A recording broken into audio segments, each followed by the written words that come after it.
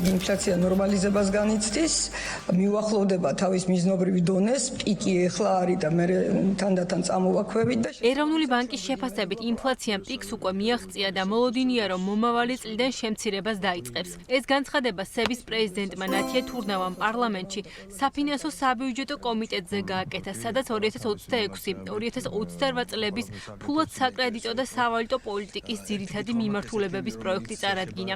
სების პრეზიდენტი ამბობს, რომ მოლოდინები დადებითია და მოსაოდნელია, რომ წელს ინფლაცია 4%-ის ფარგლებში იქნება, რის შემდეგაც მომდევნო წლიდან 3%-იან მიზნობრივ მაჩვენებელთან დაახლოებას დაიწყებს.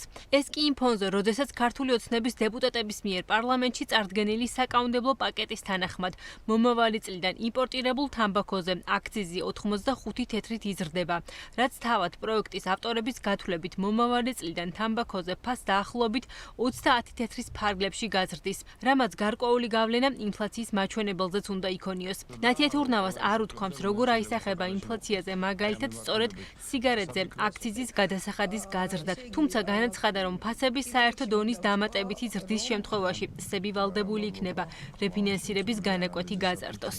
ინფლაცია, რასაც ქვია პროდუქტების შესყიდვა, ამაზე არის ძალიან დიდი პრეტენზია, იმიტომ რომ კატასტროფულად იზრდება ფასები ამ მიმართულებით. აი, რა შეიძლება გაკეთოს და ასევე წამლებში. აი, რა შეიძლება გავაკეთოთ, გარკვეულწილად ისეთი, რომ თუ შესაძლებელია, მეც მაგ ფიქრი და ყველა ფიქრობს ამაზე, რომ რაღაცნაირად აი ამ მიმართულებაზე შეღავათი იყოს და მოსახლეობა მეს იგრძნოს. მართალია ცოტა აწეული არის მიზნობრივისგან ინფლაცია, მაგრამ გაიცად გაზაფხულზე ცოტა დაიკლებს და შემდეგ გადავა ნორმალურ პოზიციას დაიკავებს. აი თქვენ როგორ ფიქრობთ, დაგჭირდება ამისთვის რეფინანსირების განაკვეთის აწევა, თუ ახლა ზუსტად ვერ მეტყვით გასაგებია, მაგრამ ამ თანაფარდობას როგორ უყურებთ? თუ კი ინფლაცია არ მოიქცა ჩვენი ცენტრალური პროგნოზის მიხედვით და გაიზარდა, ჩვენ ვალდებულები ვიქნებით ამ შემთხვევაში, რომ რეფინანსირების განაკვეთი ავწიოთ. პროგნოზი არის, რომ პირიქით, ესე იგი ინფლაცია ნორმალიზებას განიცდის, მიუახლოვდება თავის მიზნობრივ დონეს, პიკი ეხლა არის და მე თანდათან წამოვაქვევით და შესაბამისად ჩვენ დიდი იმედი გვაქვს, რომ არ მოგვიწევს რეფინანსირების განაკვეთის აწევა და პირიქით არის მიჯნა 7%. ეს არის ჩვენი ეს ნეიტრალური დონე, რომელსაც შევძლებთ მაშინ, რომ მიუახლოვდეთ. ჩვენ ვალდებულები ვართ, რომ სწორი ბალანსი დავიცვათ, ესე იგი 1% განაკვეთსა და ინფლაციას შორის, თუმცა ინფლაცია არის მთავარი საზრუნავი და ფასების დონე, მაგრამ ამ ეტაპზე ჩვენი მოლოდინი ცენტრალური სცენარის მიხედვით არის სწორედ ეს, რომ წლევანდელი წელი 4%-ის ირგვლივ, მომავალ წელს დაიწყებს მიახლოებას 3%-თან. ამიტომ იმედი გვაქვს, რომ არ მოგვიწევს. თუმცა მზად ვართ, რა თქმა უნდა, მკაცრი ზომებიც გავატაროთ.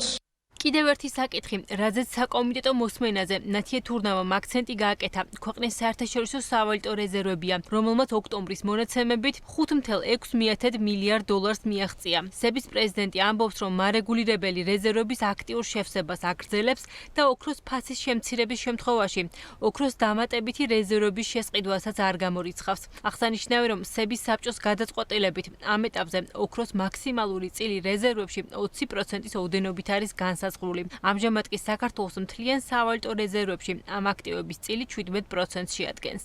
ეროვნული ბანკის მიერ განხორციელებულმა წმინდა შესყიდვებმა 2025 წლის იანვარ-სექტემბრის მდგომარეობით 1,6 მილიარდი აშშ დოლარი შეადგინა. მინდა წინასწარ ვთქვა ციფრი, მაგრამ მერწმუნეთ ოქტომბერშიც საკმაოდ ეს მოცულობითი რეზერვების შევსება მოვახერხეთ. საერთაშორისო სავალუტო რეზერვებში მონეტარული ოქროს დამატება ეროვნული ბანკის სტრატეგიული გადაწყვეტილებაა. საერთაშორისო ბაზარზე ოქროს ფასი მზარდია, კვლავად მზარდია და ოქროს შესყიდვის მომენტი ოქროს ფასის ღირებულების ზრდის შედეგად ოქტომბრის მდგომარეობით რეზერვები 420,6 მილიონი აშშ დოლარით გაიზარდა. გვინდა თუ არა კიდევ შესყიდვა.